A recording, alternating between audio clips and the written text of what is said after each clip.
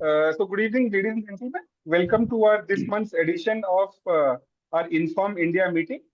And as we know, we have every month we have this intervention nephrology meeting at the last Saturday of the month. So welcome to yet another event. And on behalf of our mentor, Dr. Balasubramanian, who couldn't join because of ill health, so we'll continue with the session. So in today's session, we have a very interesting session by Dr. Girish Reddy on understanding mortality in the vascular access Cathlab, root causes, realities, and reforms. He would discuss several interesting cases, and we look forward to wonderful discussions with that. The chairpersons for today's session are Dr. Ram Kishore Reddy, who is an eminent interventional radiologist from Cleveland Clinic, US, and he needs no introduction in this group, and is an active participant in most of our discussions pertaining to intervention nephrology. He is a MRCS Ed, FRCR, and American Board of Radiology, American Board of Intervention Radiology, and several fellowships in intervention radiology, and is a teacher par excellence. And recently, he founded the website which all of us access and gain a lot. He is a membership. He is a active participant in various academic bodies pertaining to interventions, and has got numerous publications to his credit. His areas of interest being intervention oncology, GI, bleed, liver, and of course, dialysis access. Our second chairperson is Dr. Shahbaz Ahmed, who is one of the pioneers of intervention nephrology of the country. He is one of the earliest and most qualified intervention nephrologists, and is presently working as the head of nephrology and professor of medicine at Himalayan Institute of Medical Sciences, Dehradun. And he has numerous achievements to his credit, including ISN Fellow and ISN Scholar in interventions, and is one of the most coveted speakers on interventions in most of the national and international fora, and has got numerous publications and chapters to his credit. And above all, he's a dear friend and a very active contributor to intervention nephrology growth in our country. So our speaker, Dr. Girish Reddy, is one of the most dynamic intervention nephrologists of not only the country, but of the world. He needs no introduction. He is MD Medicine from Pune, DM from Chennai. He is one of the earliest presidents of our country, and has been awarded as one of the Achievers in Nephrology Award by the Governor of Telangana. Numerous voracious amount of interventions to his credit, and is an active contributor to our society, that is Avatar India, and was the organizing secretary of the Avatar India's first conference in Bangalore last year. So without wasting much time, so we would go ahead to today's session, and I would request Girish to please share his screen. Good evening, everyone, and thank you, Vinith, for a very generous and kind introduction. Let us start with today's meeting, vascular access, morbidity, and mortality. I think the idea behind this initiative was to understand what can go wrong in cath lab, and discuss with everyone. So to have a unbiased discussion, so that we learn from our mistakes, and we get better, because the cases where we have failed or where we have encountered complications teach us the maximum.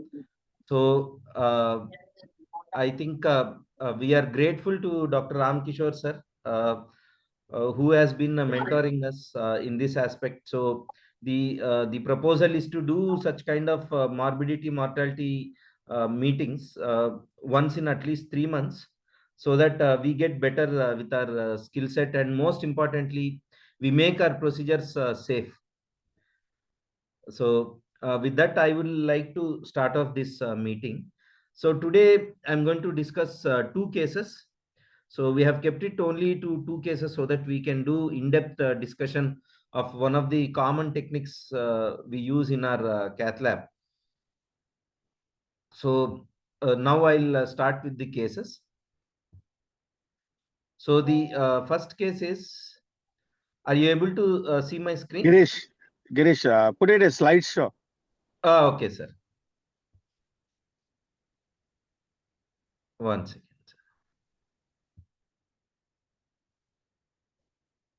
Yeah. Okay. Okay. So you're able to see my screen now? Yes.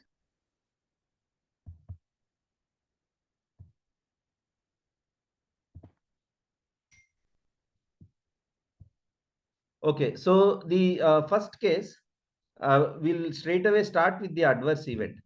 So what was the adverse event? So we have a classification system for the adverse events. So this adverse event was B5 category of adverse event. So which is like intracranial hemorrhage after TPA infusion and subsequent mortality. So here I have started with the description of the adverse events. So first is mild adverse event, no therapy or nominal therapy. Then second class is a moderate adverse event where it requires moderate escalation of care requiring substantial treatment. So in this we describe the event and we also describe the result of the event, and then we also show what we have done and where the patient needs a prolonged observation. Then third category is severe adverse event where it requires marked escalation of care and hospital administration is prolonged for more than 24 hours, and then various steps for resuscitation are also involved in category 3. Then category 4 is a life-threatening or a disabling event such as cardiopulmonary arrest, shock, organ failure, unanticipated dialysis, paralysis, loss of limb or loss of organ. And fifth category is patient death or any unexpected pregnancy abortion. So this is a system to describe the adverse events. And here our patient, this event fell into B5, category B5, that is death. So I'll now go into the case details. So this was a 50-year-old, 58-year-old woman with end-stage renal disease. She had left brachiocephalic AV fistula, uh, which was thrombosed due to hypotension during hemodialysis. So we had planned for mechanical thrombectomy. The procedure was successful, but patient had elastic recoil, and in spite of doing repeated plasties, residual thrombus was building up. So to address this issue of residual thrombus, TPA, that is retiplase, was administered along with 10,000 units of heparin. So this was done in the procedural room. At that point of time, we didn't have cath lab, so this was done in the procedural room. And then at the time of administration of this thrombolysis, the hemodynamics were her systolic pressures was 150 and diastolic was 90. So it was well documented within the range of administering a thrombolytic. We also had taken a detailed history to see whether she had any contraindications for thrombolysis. So all precautionary steps were taken with a good history before administering the TPA. But once we had administered TPA, after 10 to 15 minutes of time, when she was shifted to the step down ICU, her BP surged to 180 millimeters of mercury systolic. And following that, we observed that there was decreased sensorium. So patient's sensorium had decreased, and we had immediately thought of intracranial hemorrhage. We did a CT scan which showed a massive intracranial hemorrhage, and we had given a neurosurgical opinion, but they were not keen since patient was a end-stage renal disease patient on maintenance hemodialysis. So patient was in ICU and she passed away after 24 hours of this massive intracranial hemorrhage. So then we thought that the possible cause is uh, post-lysis hypertension and catastrophic intracranial hemorrhage in this patient. So describing the adverse event, one is her hemodynamics around lytic administration was 158/90, her blood pressures. And after she was transferred to the step-down ICU, it was 180 systolic, and she had so massive intracranial hemorrhage.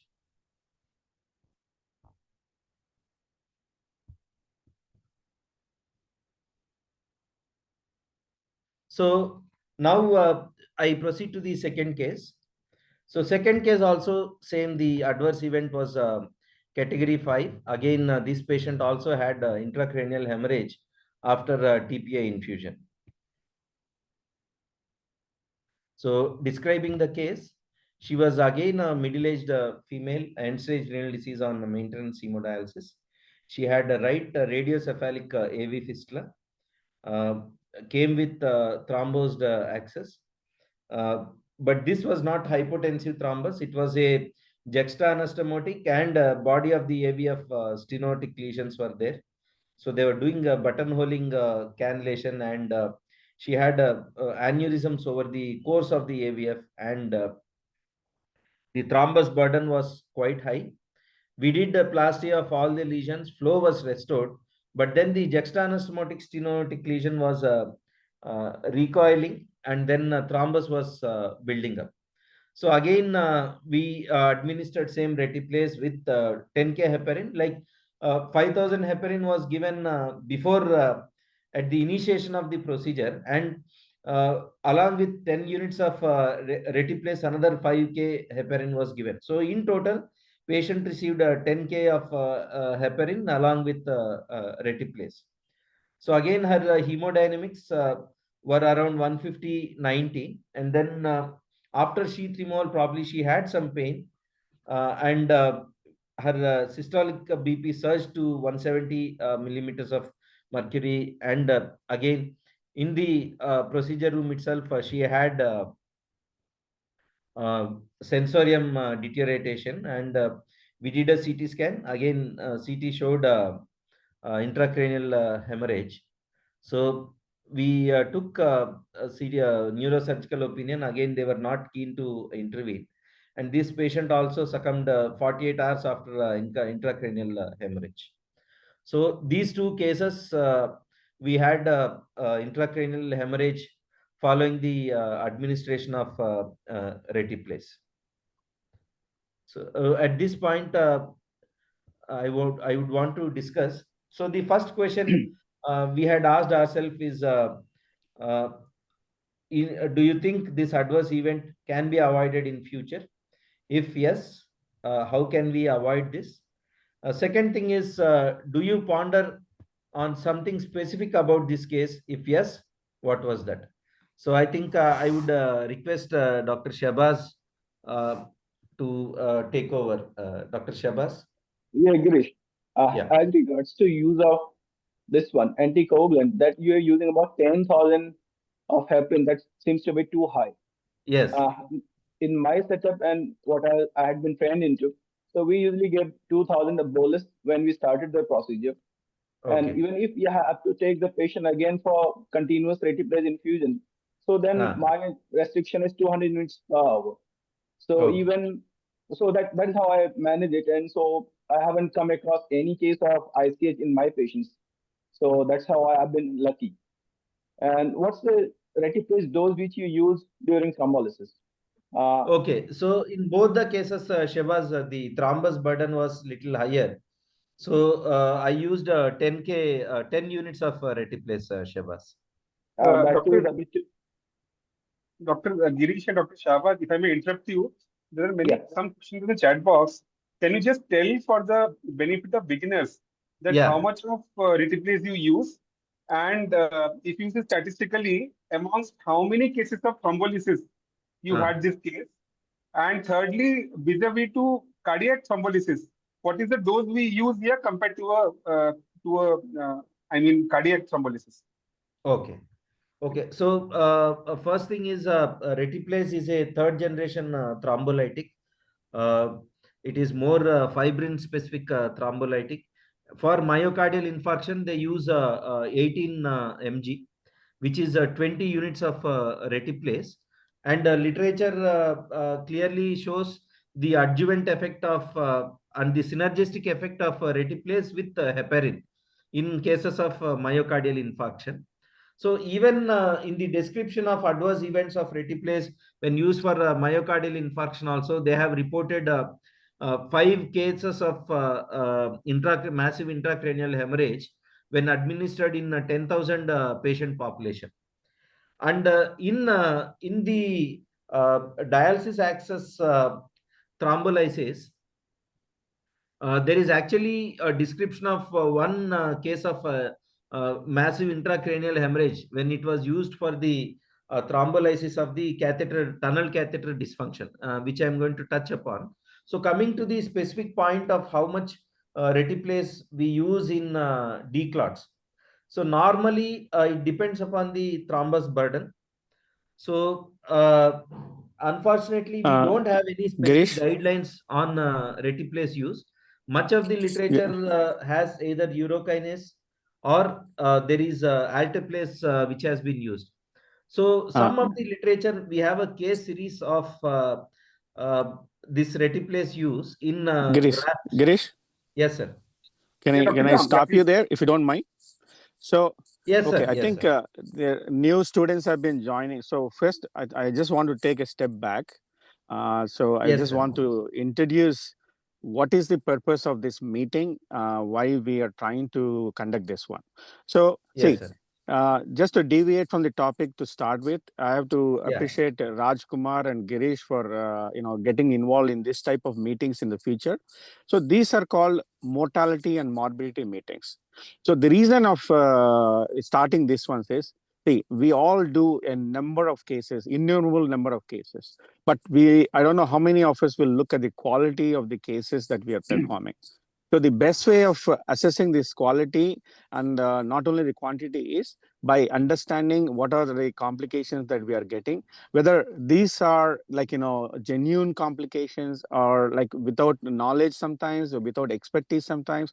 So this is the forum we thought we should discuss and bring out with a plan for each case scenario so that the future, the interventionalists have an idea how to deal with the situations.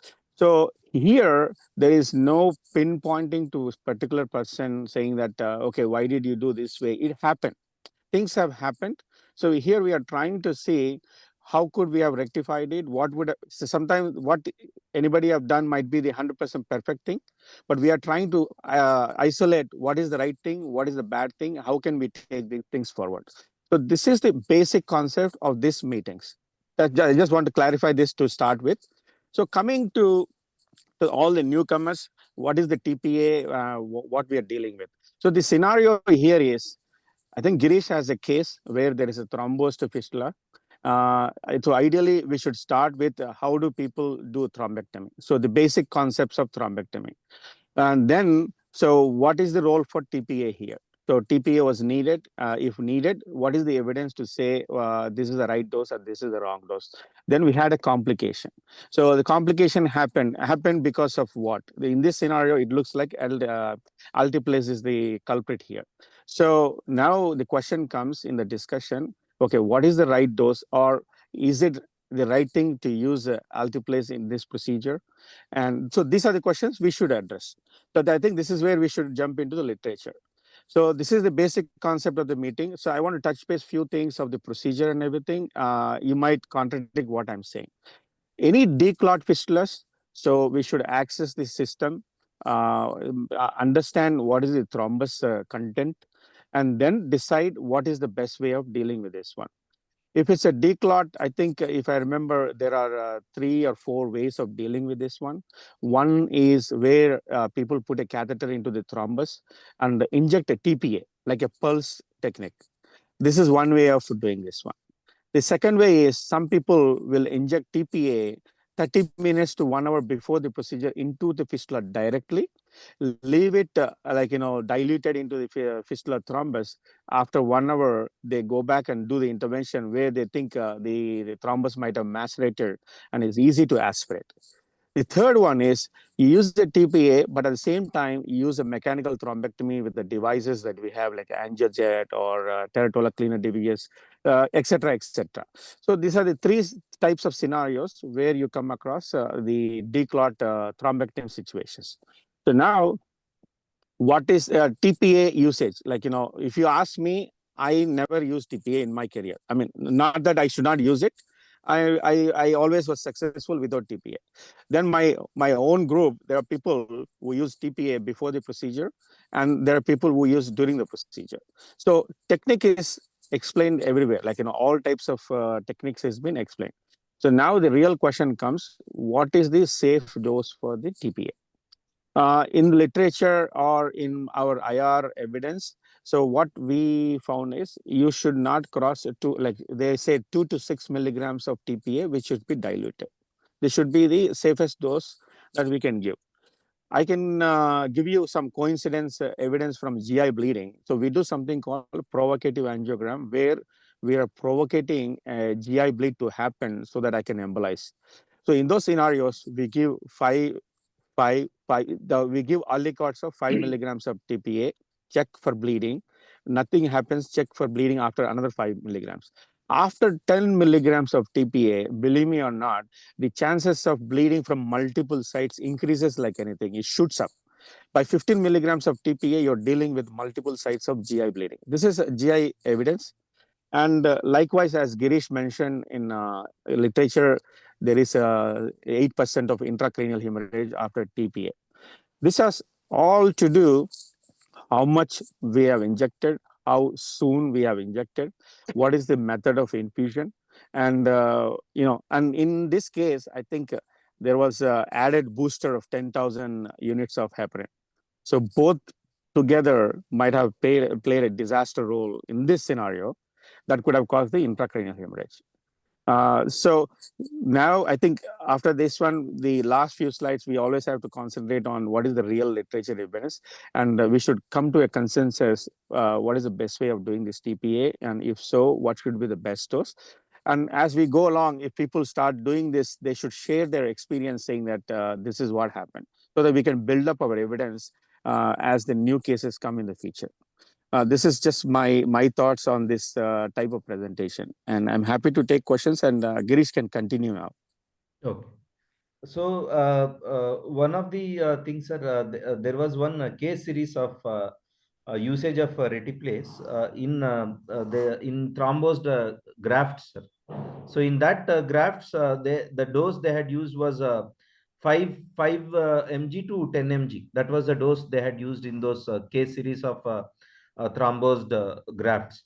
So that is one evidence we have. Apart from that, there is no specific dose because ultimately there should be ample literature which has to support what is the ideal dose that has to be used in this declot of the access with retiplase. Then the second thing, as Shabazz has rightly pointed that, yes, Shabazz. Yeah, there is Singapore group which has published a case series where they had used maximum of 4.6 gram of LT-plase. Okay. And as a matter of practice, they always use thrombolytic before thrombolysis. So rarely will they. I mean, this is the intervention nephrologist group. IR groups, yes, they go ahead even without thrombolytic. So 4.6 gram was the LT-plase that they had used in that particular series. This was in Journal of Vascular Access. So they had also given the dose comparison with the Eurokinase also, that I don't remember. But yes, LT-plase was 4.6 gram. Okay. Okay. So I think the consensus is that ideally it should not exceed 5 milligrams of the thrombolytic. But is it the same, Girish, for both retiplase and altiplase, whatever I think most of the studies or whatever reports you have are on Yes, sir. antiplace. Everything, the data we have is either on urokinase or alteplase, sir. For retiplase, there is only one case series data. I think some 32 AV grafts, they have used this retiplase and came up with the dose, sir. So, yeah, there is a scarcity of literature on retiplase. But how do you compare retiplase and altiplase? Are they head-on, like they as per in units or milligrams? Is there any? No, sir. There is no head-on comparison. In case of the tunnel catheters, we have head-on comparison. So there is one good review article and a meta-analysis article. So in that they have there we have a clear-cut dose. So in tunnel catheters, it is 1 unit and maximum you can go up to 3 units based on the fill volume of the tunnel catheters. Whereas in fistulas, there is zero evidence. In graft, there is some evidence that they have used 5 mg of retiplase. Apart from that, there is no evidence. No, my question is about the 1 unit of retiplase. Is it comparable to 1 milligram of altiplase and vice versa, something like that? No study. Thank you, sir. There is no such study which has compared head-on both Yes, urokinase or altiplase or for that matter Okay. retiplase. Yes. So they are not comparable. Yeah, so those equivalent studies or comparative studies, I don't think we have, Venki, sir.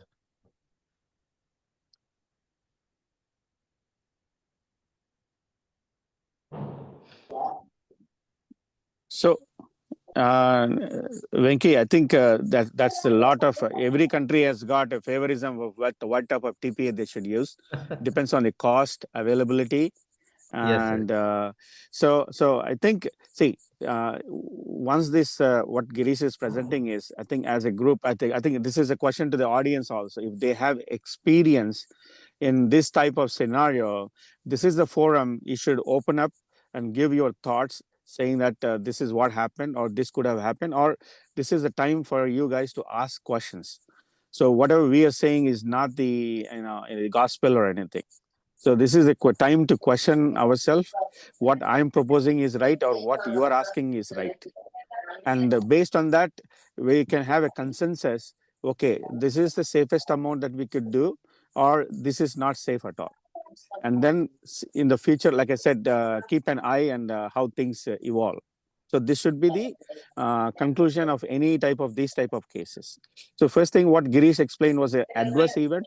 Adverse event, there is a big classification system by WHO, and a lot of radiology and all the other specialties use this one, which is called A and B grade. That's what the first slide was displayed.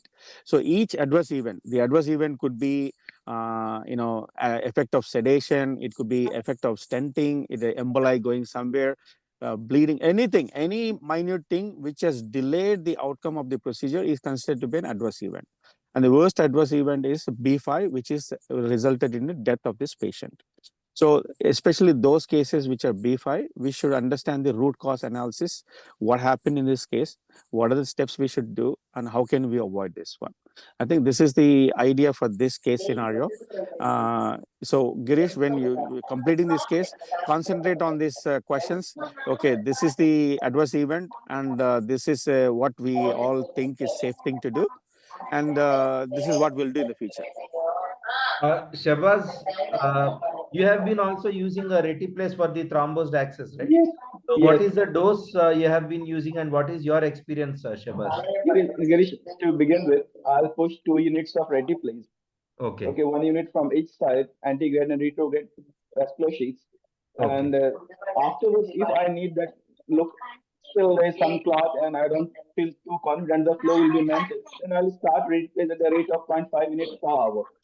Okay. So at the most 12 to 16 hours, and along with that, I'll give heparin at the dose of 200 units per hour. Okay. Okay, so that will serve me pretty well.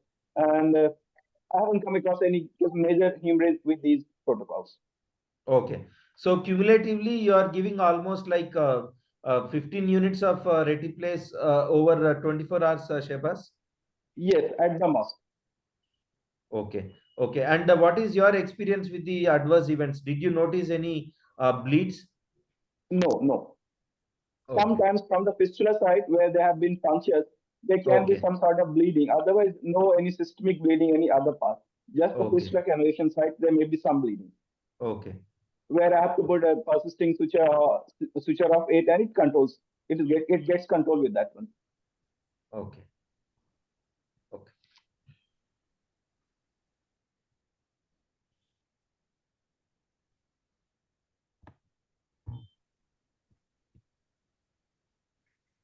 Any other questions or any comments from anyone? Audience or the attendees? Any doubts? Venki sir? Yeah, Girish, this is not about the dose or anything. It's even a step prior. What about the consent? Because I'm pretty much sure we lag in this area very much. See, a fistula thrombectomy or an angioplasty is generally considered a benign procedure. You may or may not end up successful in opening up the fistula, but I would never say a patient is going to lose his life after the procedure unless such a complication happens. So, if you're all these depends on if you're going to use retiplase or not. Such a complication is going to happen or not. So, do you explain all these, or do we explain all these things in detail to the patient explicitly, stating even such a complication can happen and get a sign before going ahead? I am sure that should be the right way, but are we really doing that, or what is your practice? No, for declots, sir. For declots, what we whenever you are going to use this absolutely, sir. Yeah. So actually, I'm going to answer this question in two aspects, sir. One aspect is after we had these two, B5 events where we had mortality, our threshold for a retiplase has gone very, very high. In the last 1 year, hardly I would have used for two patients, one or two patients. So first of all, we have decreased using the retiplacer significantly. So 99% we try to avoid retiplace. That is first thing. Second thing, what we have started doing is we have started doing a hybrid declot procedure, sir.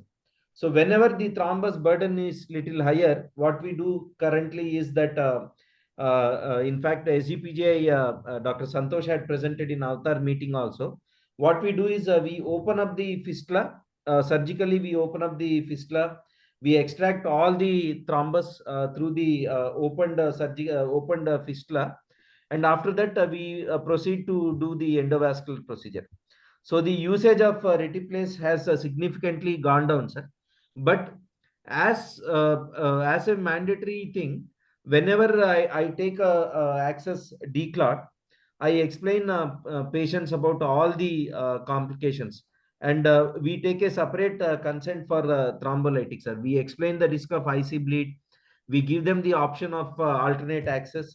We explain to them all the access possibilities and everything.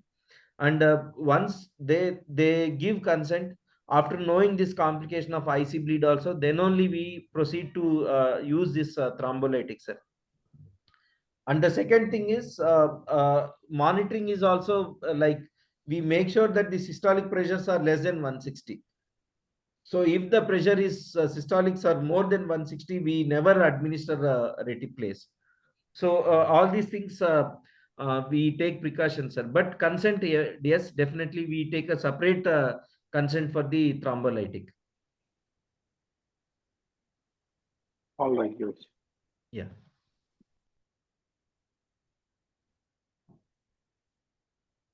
So yeah. So now that we have answered these things, now I'll proceed to the theoretical aspect. Ramkishore sir has already highlighted about this. So there are different ways of doing this pharmacomechanical thrombectomy. One is lice and weight technique. The other is thromboaspiration, and the third is mechanical thrombectomy. But the basic steps are always whenever we see the thrombosed fistula, first thing what we do is we start heparinizing the patient systemically. Especially when the procedure is getting postponed, we try to give a systemic heparin so that the thrombus burden doesn't increase. That is the first thing.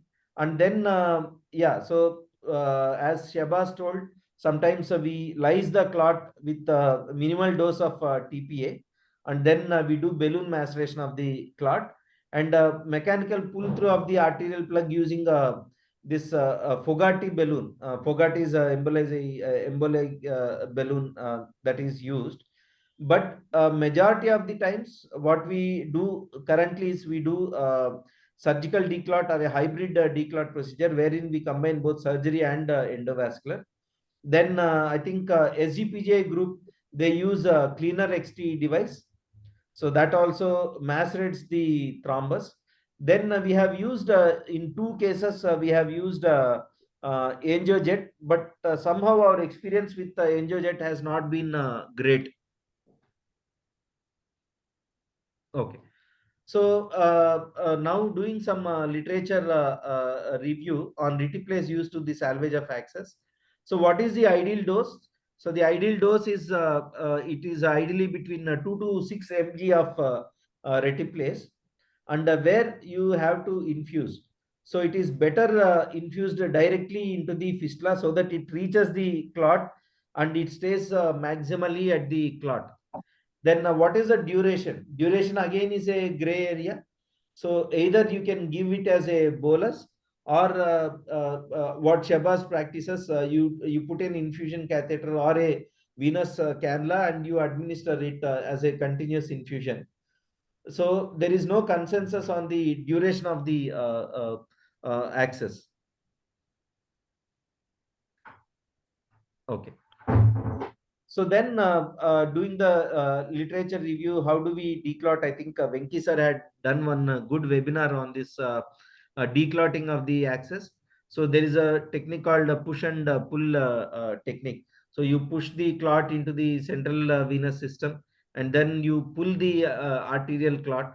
So you use 2 French sheets, and then these are all the techniques of doing the declot. Yeah. So again, what does the literature say about retiplase and intracranial hemorrhage? So overall, as I told, for the systemic retiplase, when it is used in ST elevation MI, the incidence of intracranial hemorrhage is 0.8%. Then it goes up more when the systolic pressure is more than 160 millimeters of mercury. So once the systolic blood pressure is more than 160, the percentage of IC bleed observed is 2.4%. Then again, with the increase in age also, the incidence of IC bleed goes up. Then there was one phase 2 RCT wherein when they had used this for the acute ischemic stroke, the incidence of IC bleed had gone up. Then the dose, I think Venki sir had asked about the dosage. So here there is a small comparison of the incidence of IC bleed. So 24 mg of retiplase was found equivalent to 36 mg of alteplase. So basically, it simply implies that 1 unit is equal to 1.5 unit of alteplase. So 1 mg of retiplase is equal to 1.5 mg of alteplase. So whenever your dose is exceeding I think 6 here for the MI, they have used this dose. So the IC bleed was very significant when the dose was 24 mg of retiplase. Then the second thing is the occurrence of IC bleed is within 36 hours. So in both our cases, we had immediately on table, that is immediately after the administration of retiplase. Yeah. So then how can we prevent? So which is something which all of us should ponder upon. So what we did in our institute is we increased our threshold for usage of retiplase. Literally last 1-2 years, our consumption of retiplase has gone down significantly for after seeing these 2 adverse events. Majority of the times what we do is we do this hybrid declot. A second thing is we make sure that the systolic pressures are less than 160, and we use retiplase only when there is no other alternate access or there is no other alternative available for the retiplase. So I request all the seniors and experts in this forum to bring in their insights at this point of time.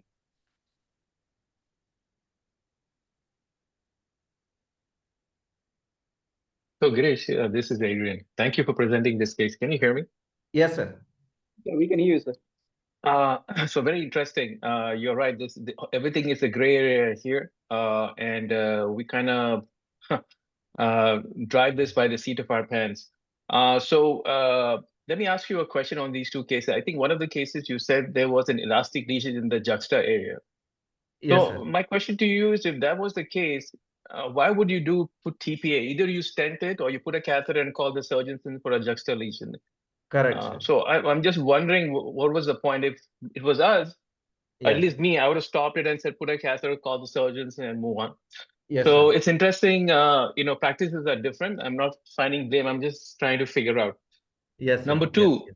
Yeah. I think Venki raised a good point. I have never asked patients questions when I do a declot. Do you have a hemorrhage? Do you have an ulcer? Nothing has been asked.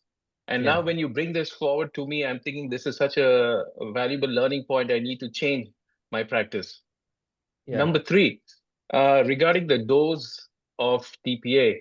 Now, I'm guessing all of these are happening when you're giving it systemically. Is that correct? And not No, sir. into the Both the graft cases itself. we had given into the fistula only, sir. Yeah, so I'm kind of I don't understand this. So we put TPA inside the graft, but the graft is not flowing. So how are you going into the systemic circulation? No, sir. In my case, I have administered retiplase into the fistula, sir. After the flow was established, still there was some residual thrombus, sir. The residual thrombus burden was high. So that is why I had used it, sir. And it probably ended up systemic. And then the other thing was the dose. So we have written a paper for our experience about 6 cases. And we had used TPA, and we had used from 0.5 to 2 units per milligram per hour.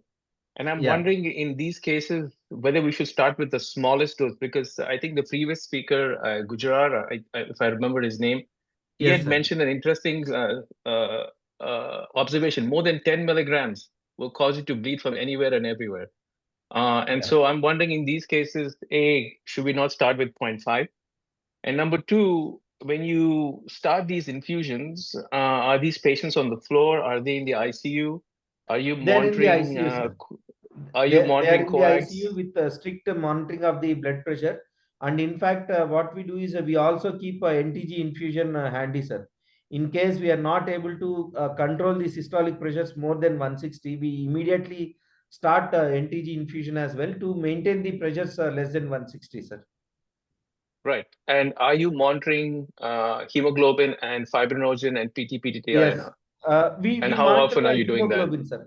But fibrinogen levels, we don't monitor. So we do that when we put them in the ICU. We get them. This is the vascular surgeon's protocol. And so our paper has this entire protocol. You can see it. It's by, if you just type us on JVA, you'll find it.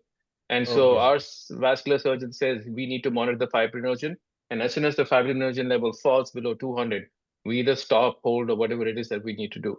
Quite often when you put these people on all these TPA infusions, you'll start noticing they're bleeding from IV sites, from a sheath.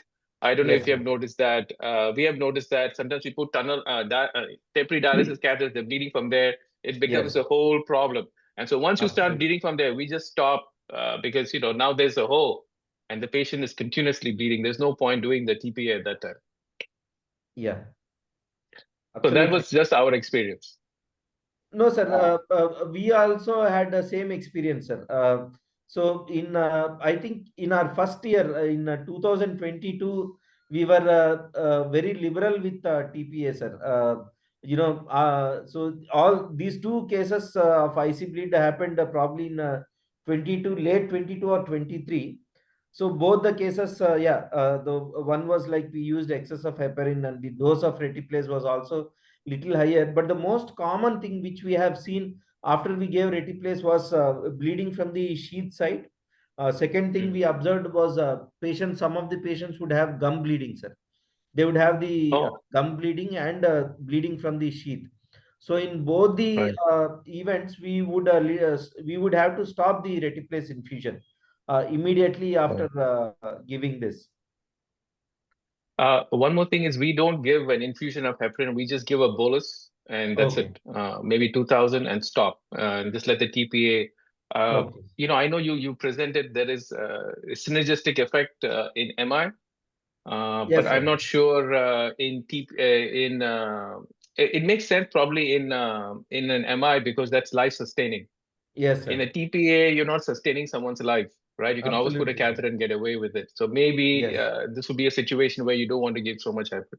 Girish, again, so there's a paper by Abedin Falk probably where they have compared the dose of LTP at 0.25 milligram to 0.75 milligram per hour, and they have specifically mentioned they have used subtherapeutic dose of heparin infusion. So that comes somewhere around 200, 300 units per hour. And they had said that with increasing dose of 0.75 milligram of LT-place, they had more chances of bleeding, and the results were more or less the same. So that's why I used something like 0.5 milligram in between that one. So I have come, in fact, I've been able to get away without any much major bleeding complication, except at the sheath site or at the cannulation site. Okay. Shabas, can you put that link in the chat so we can also look at that? You know the name? I'll fetch it and just let you know. Okay. Yeah.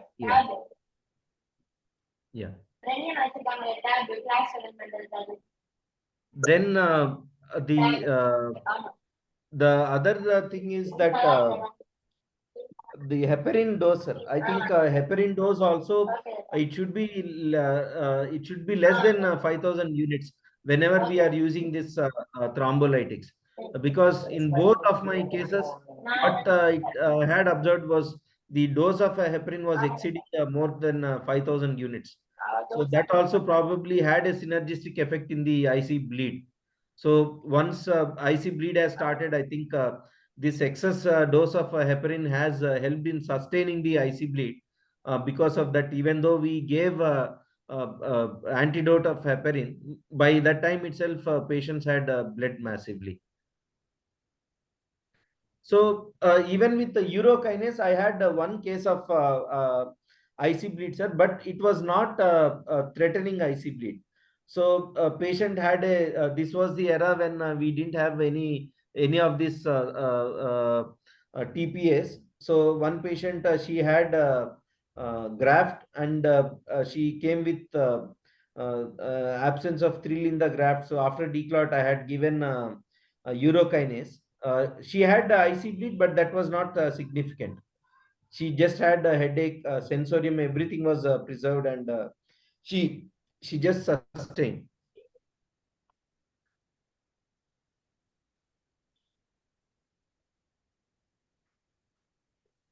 So, regarding the technique, I think the mode of the intervention should be considered on case-by-case basis. There is no one size fits for all concept in case of access declot. I think when we the basic principles which we consider when doing a declot of the access is, one is the thrombus burden. Second thing is the duration of the onset of the thrombus, like what is the duration of the duration since the onset of the thrombus. Then the third thing is the hemodynamics of the patient, and the fourth thing is the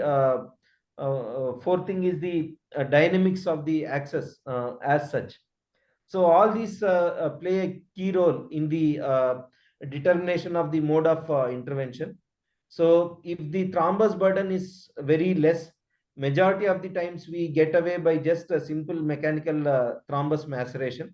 It could be endovascular or endovascular maceration. So you just do balloon angioplasty, then you can get away without using any thrombolytic. Then second thing, whenever the thrombus burden is very, very high, we risk many things in this. One is the risk of pulmonary thromboembolism also goes up significantly.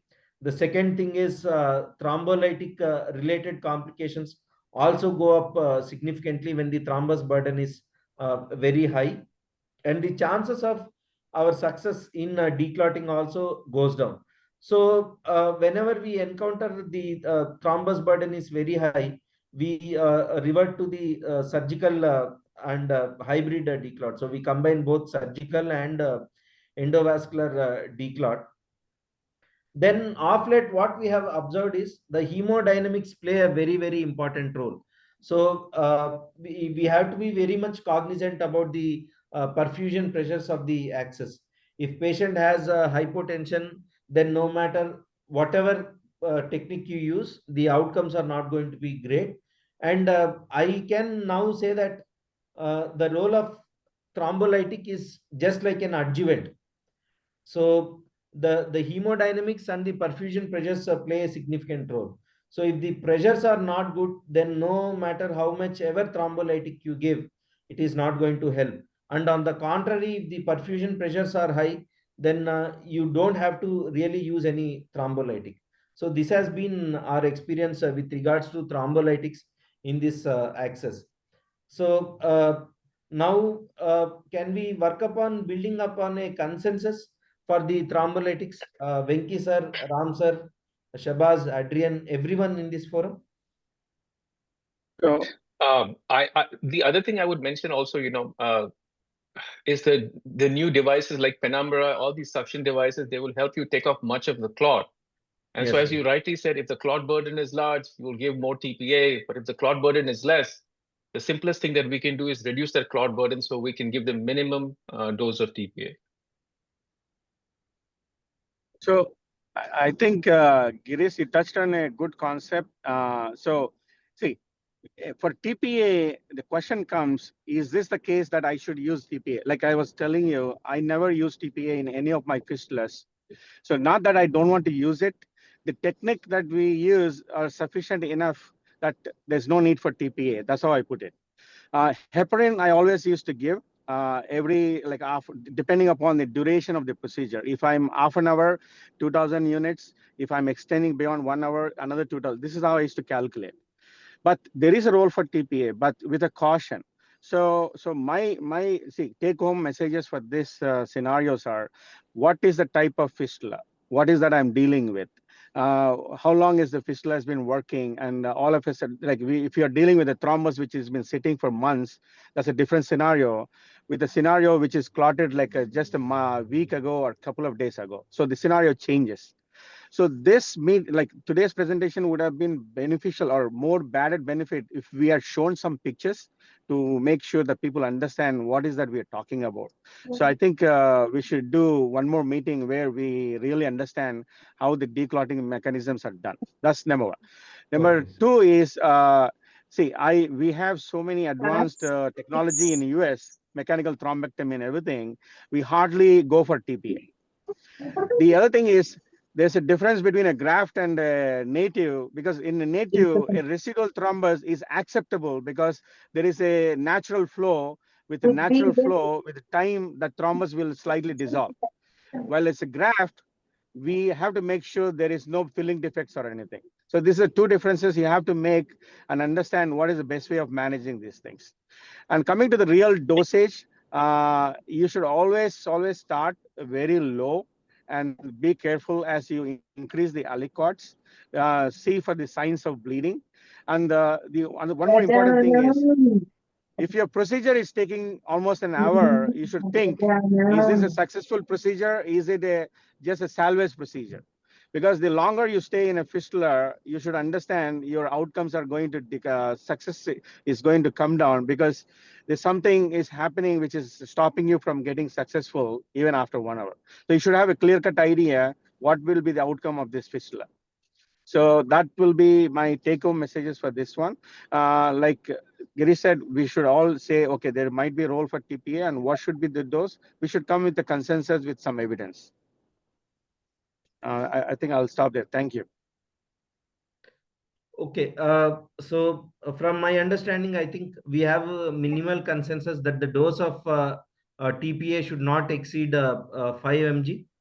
at this point, and the dose of heparin should not exceed more than 4,000 units if the procedure is going for 1 hour, or if the procedure is extending for another half an hour. So if it is a 90-minute duration procedure, then probably 5,000 units of heparin.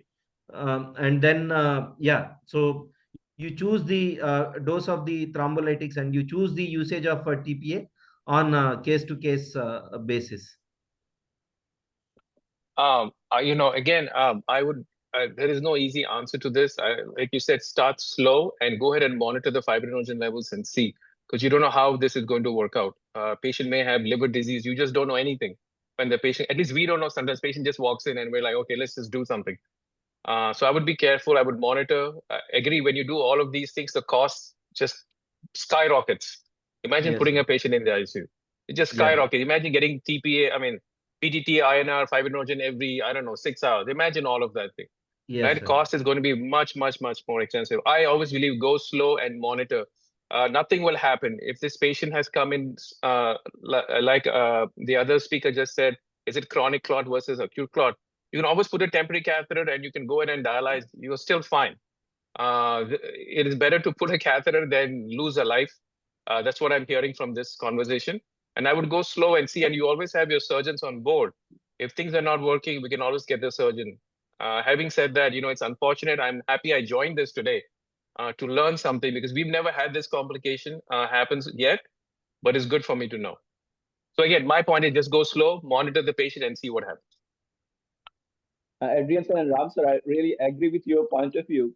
Okay, go slow. This is acceptable in your setup, but in our condition where the finance will be a big issue, using all those mechanical thrombectomy devices, they will cost a lot. So that brings us back to the same space that we have to use thrombolytic. But I fully agree with your opinion that we have to go slow, go at the minimum dose, and when you feel like it's going too much, stop it, rather than risking the life of the patient. Yep. I like the point.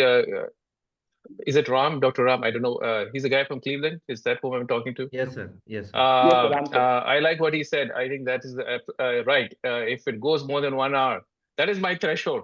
After 1 hour, I just stop everything. I said, that's it. I'm not doing anything anymore. And I always feel that declot is like going into a gambler's den. You think you'll get it open. You think you'll get it open. You think you'll get it open. And it just drags on and on and on. And I have just a very, very low threshold. Like I admire Girish and all. They sit and do like, hey man, 4-hour procedures. I'm like, gosh, I don't have this time for all of that. I don't know how you guys do it. So kudos to you. And in your setting, it makes sense. I'm just saying it looks like we have different patterns of practice. So I like this. Somebody put in the chat session. Somebody put in the chat session, Altiplace has a half-life of 6 minutes, rather than Retiplace, which has a half-life of 16 minutes. Yes, and maybe somebody suggested using Altiplace. Maybe that's, why not? Actually, again, the financial part comes into play, because the vials of Altiplace that is available right now in India is 20 milligram or 50 milligram. So to begin with, it was 20 milligram, and subsequently even they withdrawn that 20 milligrams. So we had to buy 50 milligram vial, which cost quite a lot. So that's why I had to move to Retiplace. In fact, once I had come back from Singapore, I was used to using this one only, Altiplace, but then they withdrew it from the market. So I had to move to Retiplace, which somehow becomes cheaper. So it dictates the term now. Okay. Okay. Yeah, the half-life is something which we really have to consider, Shabas. So thanks to our colleagues who have pointed out to that valuable point of half-life. I think in tunnel catheters that becomes a value addition because it has a good half-life. Whereas in access, I think that is something which we really have to take note of. Sir, good evening, here, sir. Santosh here, sir. I have a comment, sir? Yes, May I, Santosh. sir, with your permission? Yeah, please. Yes. Sir, I just wanted to share our experience basically. Sir, past 2.5 years, ever since we have started our own Cathlab, around 300, 350 declottings are done, sir. So I just like to share 4 scenarios: RCAVF, BCAVF, BBAVF, and central venous, supposing an FCC thrombus. With FCC thrombus, around 8 to 10 we have done, sir. Sir, RCAVF, most of the time we don't face that clot burden a lot because the volume itself is less, and more often than not is JS thrombosis. Very rarely the entire fistula thrombus to the elbow, sir. So there, sir, what we generally do is we don't use declot. Most of the time we open up balloon maceration, it goes up, and some amount of residual thrombosis, we give heparin 5,000 units on table post procedure, and then we don't even admit the patient. We discharge the patient, we tell them to take 5,000 units subcutaneous thrice daily for 3 days. Okay. And almost 75 to 80% they come with complete resolution of clot, maybe a little bit of partial thrombus which gets established on its own. The problem comes in VCAVF and BPAVF, and especially VCAF and cephalic arch is severely stenosed, and the entire fistula is thrombosed. Now that is a quicksand. How much we try to go, it will still keep pushing us inside. And the moment you open the cephalic arch, this again it gets thrombosed here. Those kind of times, sir, we use cleaner XT device. And even if clear XT device, we are opening up, still the thrombus load is huge. We admit the patient, we keep the sheath inside, and then we give heparin infusion via that. Or sometimes what we do is we give on table 1 or 2 units of reticulase where we feel the thrombus load exact site. Catheter guided thrombolysis, we go there, keep it overnight, we observe. Supposing we feel that it has softened up, we do a redo angioplasty. And still, if the thrombus load is huge, we do a surgical procedure on table, we correct, try to remove the burden and proceed, sir. BBAVF, sir, thrombus fistula is troublesome because more often than not, it is the swing point where it is stenosed. And we lost 2 such patients. We opened the swing point, it was a soft clot, a recently clotted event, and patient went for pulmonary embolism. So this experience of us is that we have lost 2 patients because of pulmonary embolism rather than hemorrhage. So sir, and we never mix up heparin and reticulase. Supposing reticulase we are given, we don't give heparin at that point of time. More often than not, we give heparin subcutaneous OPD basis 3 days. It works, sir. Coming to SVC thrombus, sir, we admit a patient. We initially start them on systemic anticoagulation. After 3 days, we repeat a APTT, and we feel that heparin has set in its action. Is that patient in that anticoagulation milieu? Then we go ahead and do it, sir. I just wanted to share this, sir. Okay. Thank you, Santosh. Thank you for those valuable inputs. So the understanding Santosh. from your thing is, yes, sir. Okay. Santosh, that's an excellent, excellent input that you've given. So I think, see, it's good that people are coming to discuss.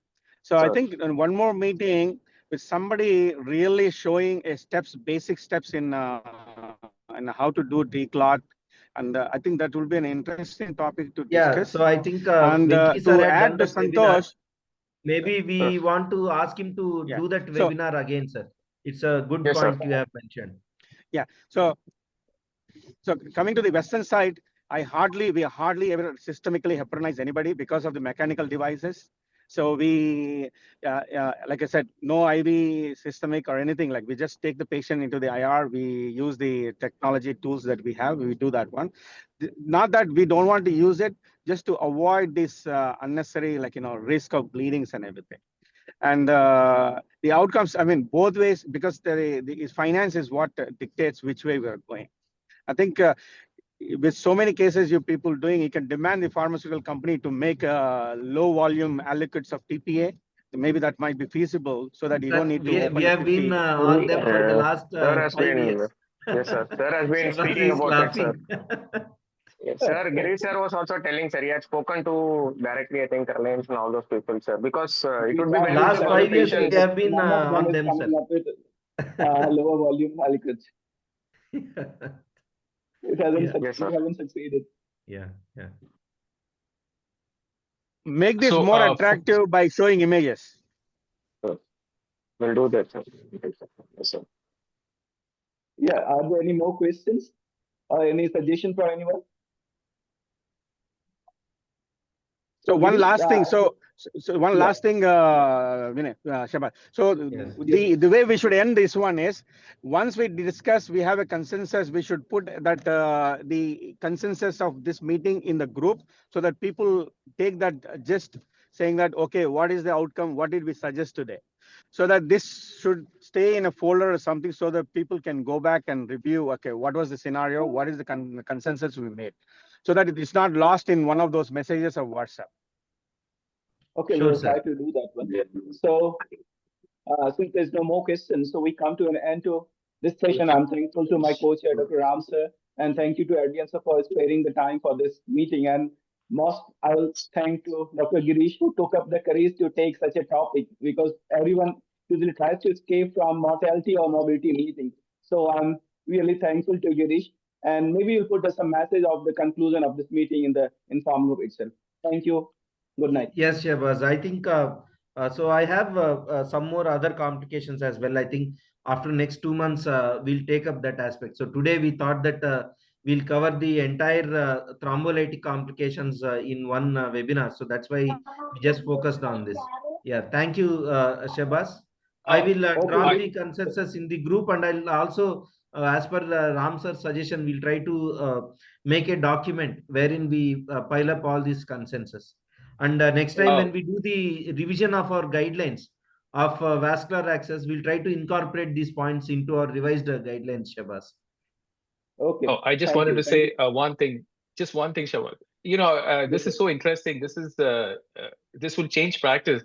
I don't know why we're waiting for 3 months for some other mistake to happen. If you have it, do you not think it's better to present earlier so that we don't make those mistakes? No, Adrian, I think, see, the idea of this concept was, I think Raj Kumar knows about this. I had this discussion a month ago. And how should we start this? Because people are afraid of telling their complication. What will others think? What will happen if I show up myself? So I think this is a startup. I think we need to collect at least 2 cases. It doesn't matter in a week's time or in a month's time. Once we get 2 cases, I think we should start this meeting and slowly build up. See, in Cleveland, we started off every month. Now we are doing almost twice a month. Oh, okay. Okay. But that must be for many specialties are chipping in, right? Yeah. No. Yeah. This is only for IR. We only do for IR. Oh, wow. Okay. We have our monthly. Just to give you an example, go on. I said we have our monthly meetings, but it involves all specialties of intervention. It can be vascular, it can be cardiology. So we sit and we talk. So that's interesting. You have so many cases. No, so the reason why so many cases is it was started by a guy from Madurai, who is my colleague here. So we have a validated documentation for last 4 years. So what we even mistakenly a needle is placed wrongly somewhere, that's again is a M&M case. So it could be as simple as following the one step of your rules to the complicated structure like death. So it could be anything. It could be just a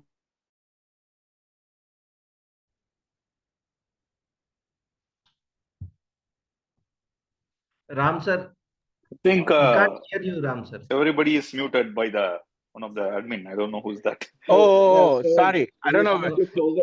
Yeah, there was some background noise coming up. Yeah. Ram sir. Yeah.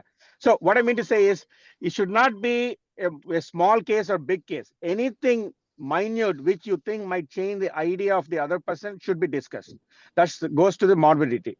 So like I was explaining, even handling the needle and somebody getting a sharp injury is a morbidity in the case. So people should discuss that as a morbidity.